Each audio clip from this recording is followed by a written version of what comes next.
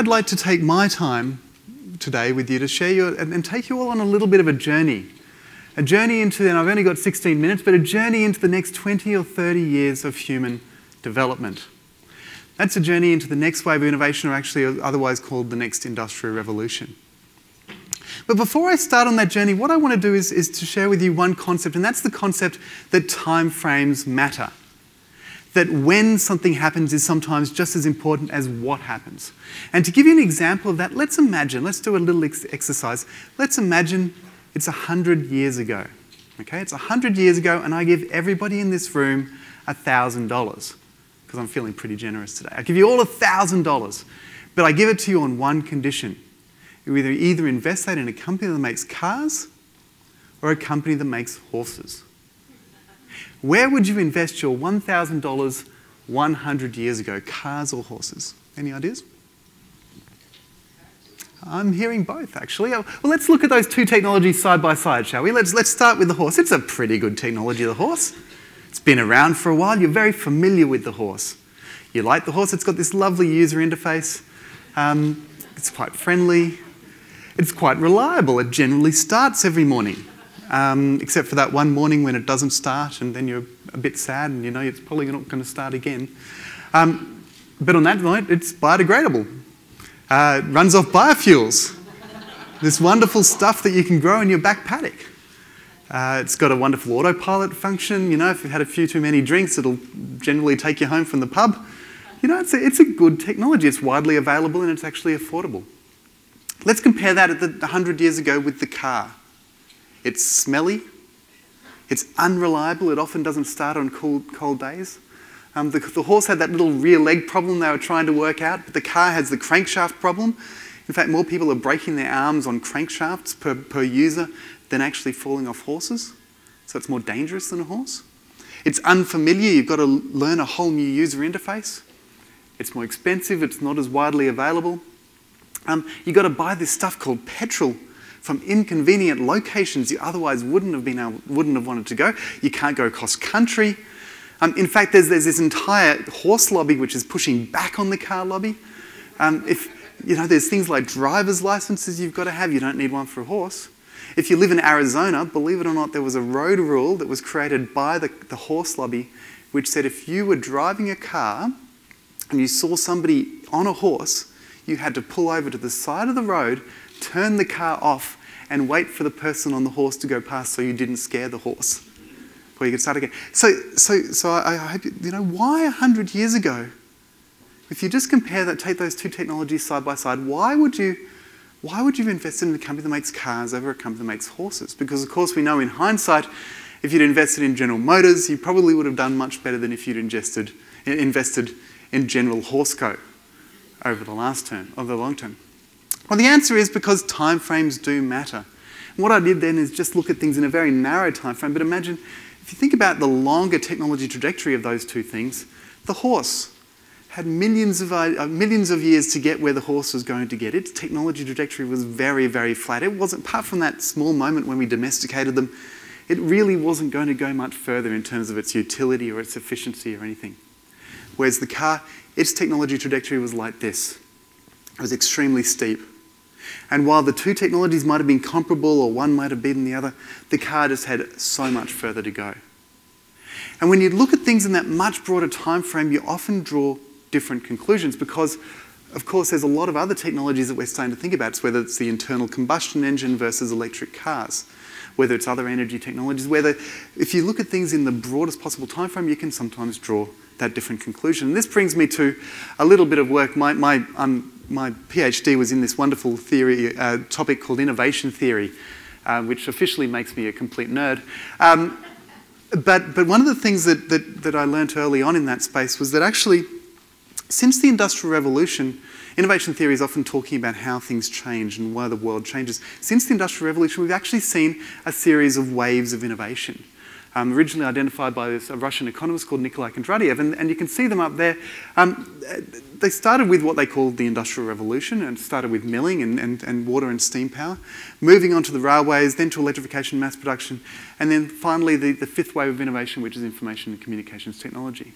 Now, what happens in these waves of innovation, in those long time frames, is you start off, you get a lot of disruption. You get a lot of new businesses being formed, a lot of new patents being filed. Towards the middle of a wave of innovation, what happens is these dominant designs start to emerge, whether it's AC power or Microsoft Windows. Large companies start to be born out of the smaller companies that preceded them.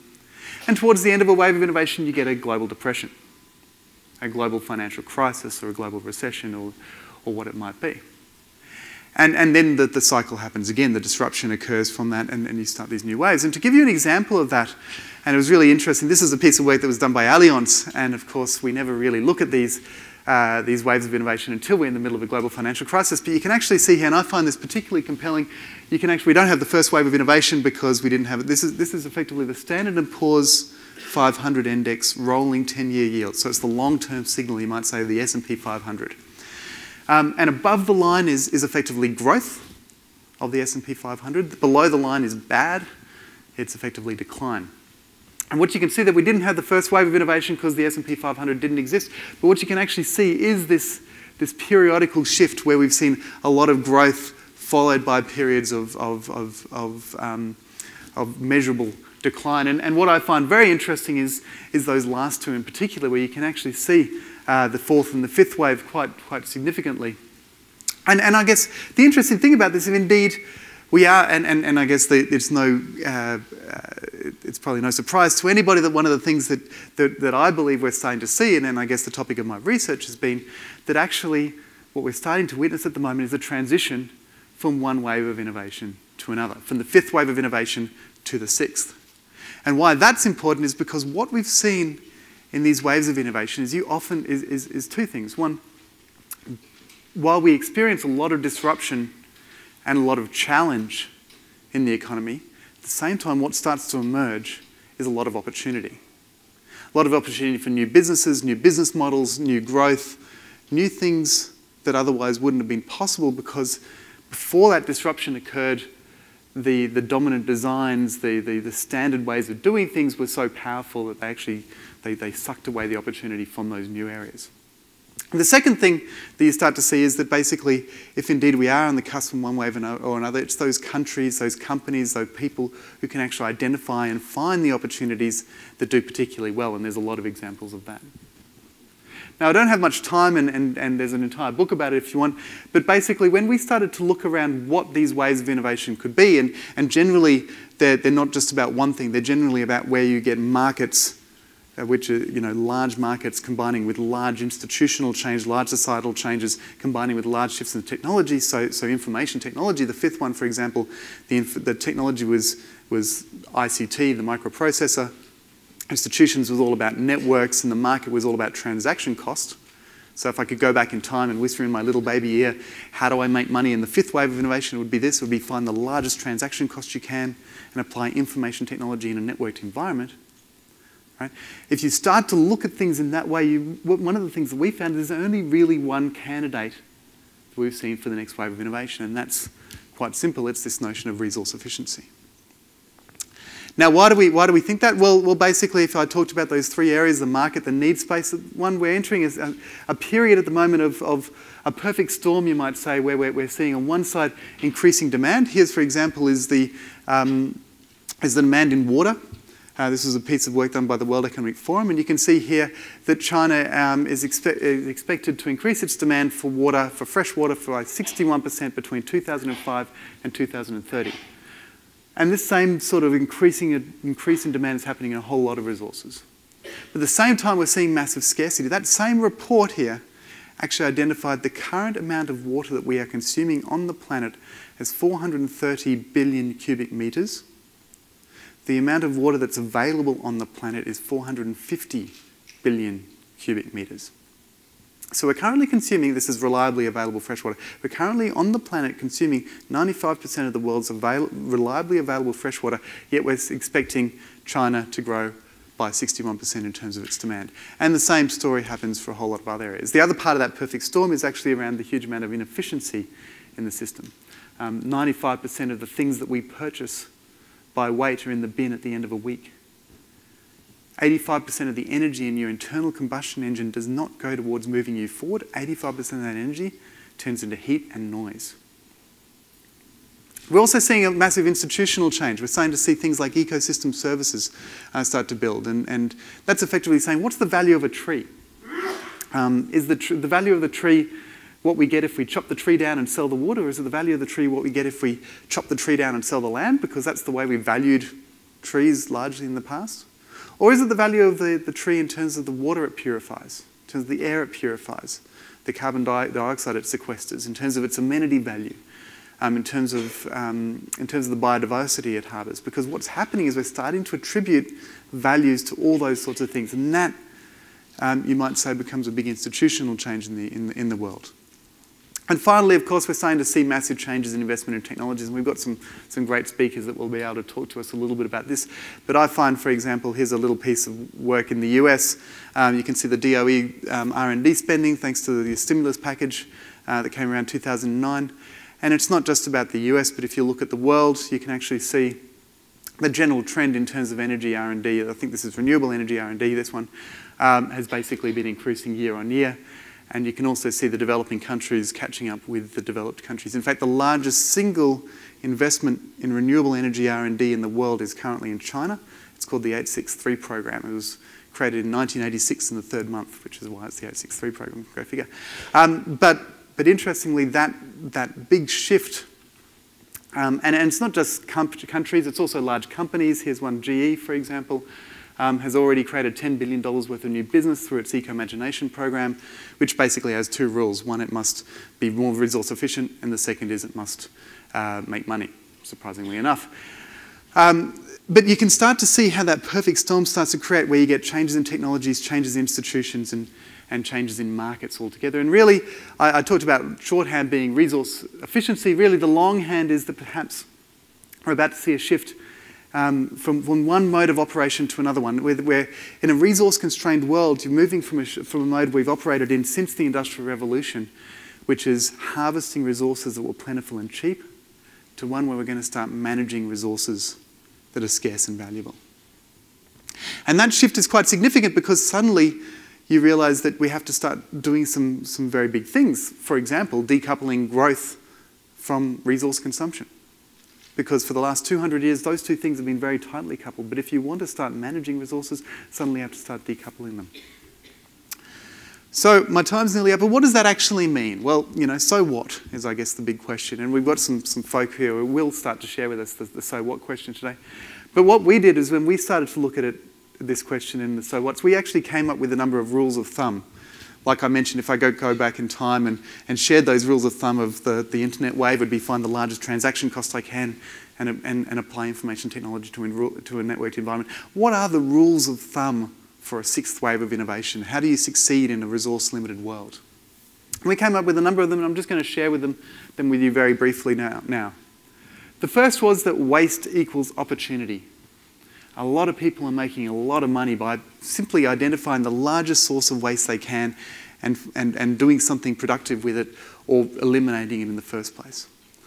And often we can think of waste in some ways, which is the stuff we throw in the bin. But look at this room, for example. How much waste is there in this room? Do we need all the lights on that are necessarily on? Is the building capturing energy through its roof? And is it doing what it should be doing with that energy? What's going to happen to these seats at their end of life? We're all sitting, or you're sitting and I'm standing here in this room. It means you might not be, if you've got a car, you might not be driving your car. Here's a capital asset that's not being used. There's companies already in all of those examples finding ways of changing business models to take advantage of that particular source of waste. That actually leads me to the second one, which is probably less obvious but even more profound. It's actually sell the service, not the product. Think of the car company. There's car share companies now that are starting to realise that people don't actually need to own a car. All they need is access to the car.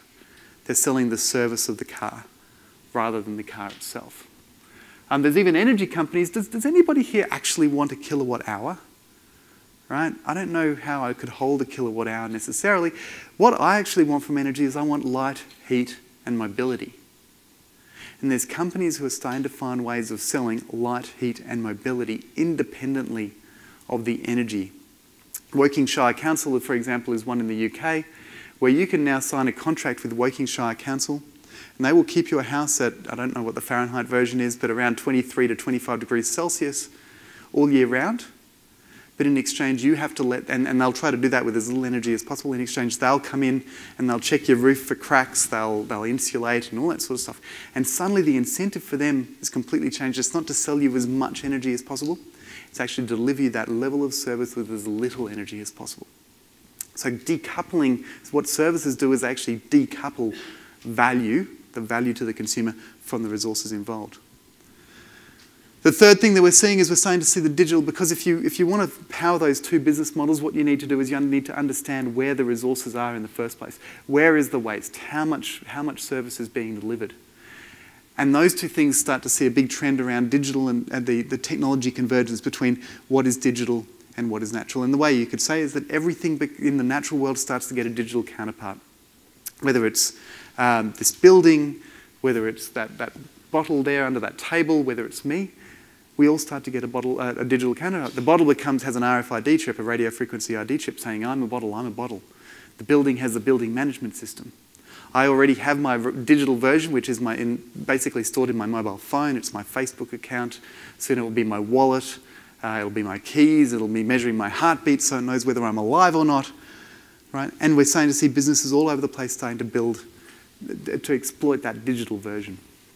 And then the final rule of thumb we found was basically that you can look at all those things and really what are you doing in those areas? What we're actually doing is we're starting to copy natural systems. Because nature is a pretty good designer. There's been a lot of, nature runs off sunlight, runs off renewable energy. It takes resources for one process and moves it into another process. It doesn't do one-way chemical reactions. And on and on and on. And we're finding there's a lot of businesses now that are starting to find ways of copying natural processes, whether it's the shopping centre in Africa, which is copying a termite mound and becoming 90% more energy efficient than other shopping centres, to the hulls of boats, which can actually get rid of all their barnacles when they go over 6 knots because they're copying shark skin. This notion of looking to natural systems becomes very important. So hopefully what I've done is given you a little taste there for the future. And why we are in a very unique point in time, because we are on that shift from one wave of innovation to another. I'm very passionate about hearing the other speakers today, because I think what each of our speakers is giving us a little snapshot of the creation of that future. And I think I'm going to leave it from there. So thank you very much.